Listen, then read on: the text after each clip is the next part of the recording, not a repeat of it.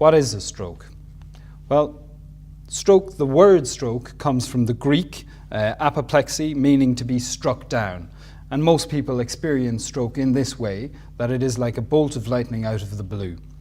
What it is not is a CVA, which is the old term for a stroke, known as a cerebrovascular accident. And the terminology for stroke has changed somewhat over the last couple of years.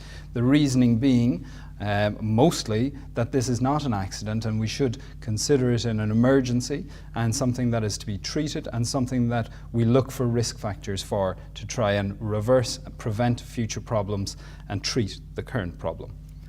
Looking at the World Health Organization definition for stroke, which is slightly wordy and I will go through it.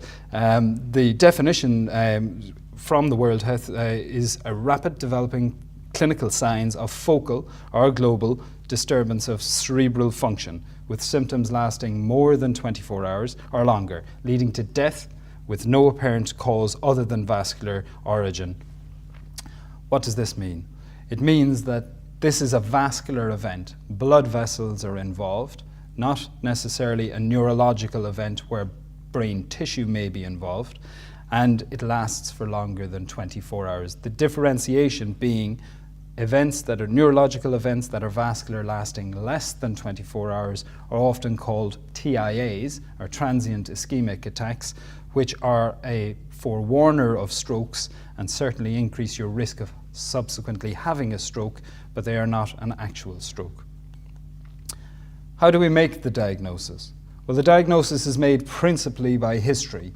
So this is a detailed conversation with the patient outlining how this event occurred in the first instance.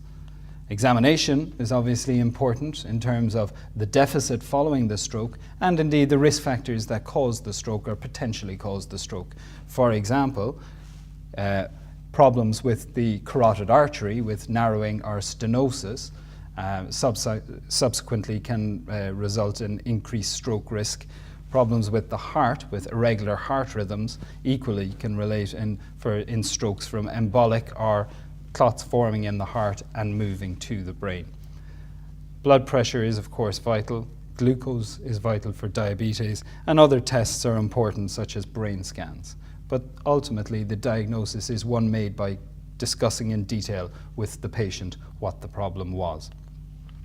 Things that strokes can mimic, or we call them stroke mimics, are syncope, which are collapses usually secondary to blood pressure problems, a number of other causes also. Space-occupying lesions, for example tumours, metabolic disturbances such as blood problems with liver problems, kidney problems, high or low glucose, seizures and a post-seizure state or a post-ictal state. Migraine can rarely present with stroke-like symptoms. Acute confusional state. How else can we classify it? There is no one classification system, unfortunately, that encompasses stroke completely, and that is important. The reason we classify is to gain an understanding of the underlying cause and the underlying prognosis. Radiologically, i.e. through CAT scans or MRI scans, we can classify strokes into either ischemic or hemorrhagic. Ischemic strokes are where a clot forms somewhere along a blood vessel and the blood supply to the tissue that blood vessel is supplying is blocked and stopped. That causes damage to the brain tissue and it's called an ischemic stroke. This is the commonest cause of a stroke, with 80% of strokes presenting as ischemic strokes. Hemorrhagic strokes are where there is a bleed from a blood vessel.